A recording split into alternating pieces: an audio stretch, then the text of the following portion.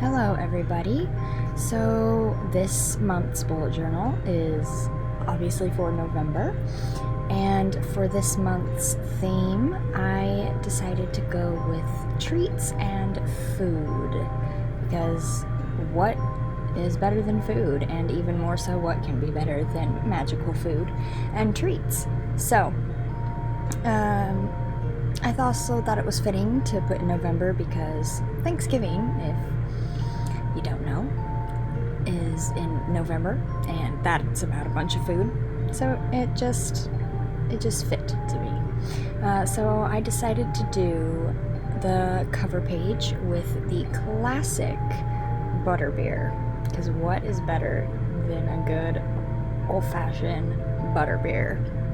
And then in a banner on the glass or the mug, I put the title of the month, which is November. I also am using these new zebra fine liner pens that I found and got, and they were absolutely lovely to work with. I really enjoyed using them. Yeah, so I very, very, very much simplified this month. I got rid of a ton of things, so it's very simple. After the cover page, I did my habit tracker, and for my habit tracker, I went with an old-fashioned Birdie Bop bean box design, and where you would normally see the little cutout of the box so you can see all the beans inside, I put the trackers. And of those boxes, they are purple with little gold stars on the lid, and then the title in the little, I don't even know what that's called, title section of the box. I wrote habit tracker. And this was extremely easy to do. It was just filling in like the entire thing in purple. And for each day that I do each of my trackers, I am going to fill it in with a little bean. So hopefully I will have a full Birdie Bop bean box by the time I am done. I also this month used a lot of colored pencils. Normally I stick to my pens because they're just more vibrant, but I expanded my resources and used a lot of colored pencils. For my mood tracker, I went with a chocolate frog because I cannot do a whole theme dedicated to treats and food and not do a chocolate frog. They're classic. So I did the top of the chocolate frog box. It kind of has that little flower design on top in gold, and instead of doing that, I am going to section it up like a tiny little pie and fill in each of those pieces. And I wrote chocolate frog on the top because if you look at a chocolate frog box, it says chocolate frog on the top. So I did that and then just sort of embellished it. The colors that I am going to be using to fill it in are all colors that can be found somewhere on the chocolate frog boxes. So I very much stuck to that theme. Now these little tiny circles around the edges are not exact. The ones on an actual chocolate frog box are very, very elaborate. And so I actually got this idea of just kind of filling them in with these random designs from something I saw of someone else's on Pinterest, because I like the idea. It simplified the design a lot. Then I just filled it in with the chocolate frog colors and gave a little color to each of my moods. On the next page is my cleaning chart.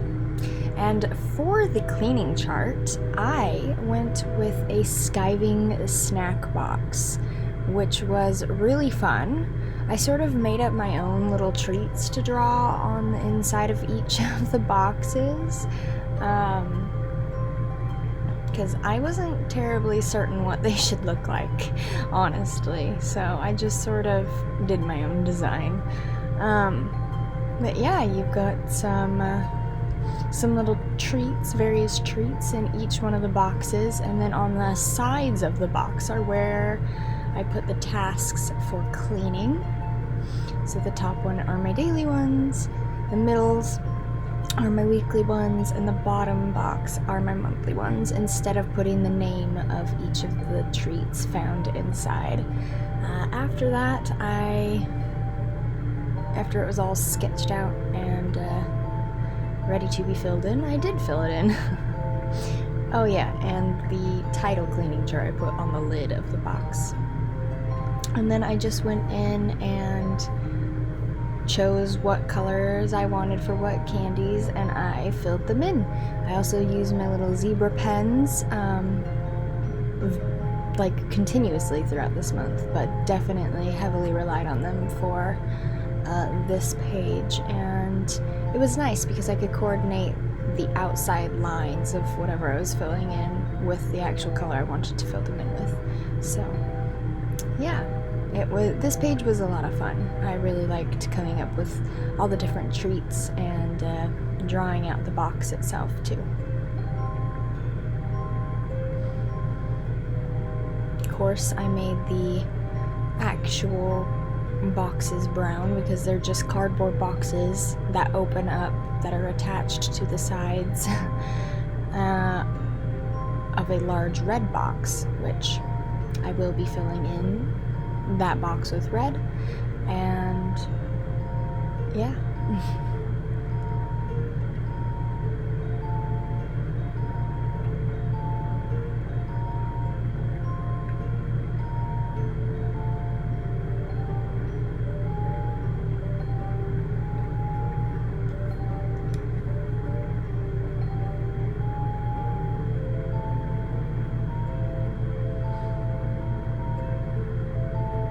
That's all filled in with red. It is done. That is it.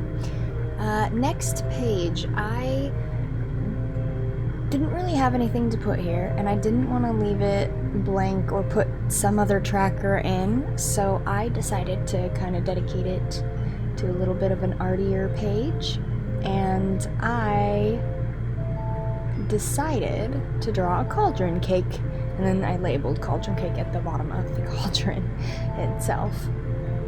And for this, I debated on making it a bunch of different colors, but cauldrons classically I feel like are black, and I didn't want to fill it in with black pen, so I used a colored pencil, and then I used the gray for the spoon, and then brown for the cake, and it's got some lovely pink cream on top, and then I filled in the letters of cauldron cake with yellow just to give it a little more color.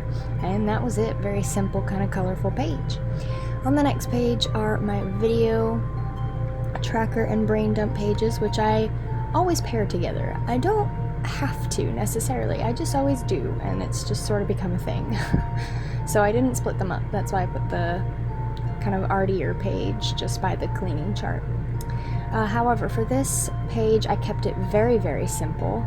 I decided to draw pumpkin pasties along the top and bottom borders of the two pages and just kind of fill them in with some color.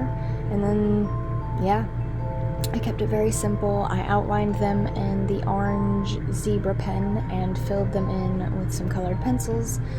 And I think it turned out really nice though. And then I just did some pumpkin and crust colored colors to kind of accent the titles. And now for this first week, I did a circle layout, though it is kind of confusing because I combined the first week, which only consists of 3 days of the month, and the second week. So it's got 10 days on this page instead of only 7.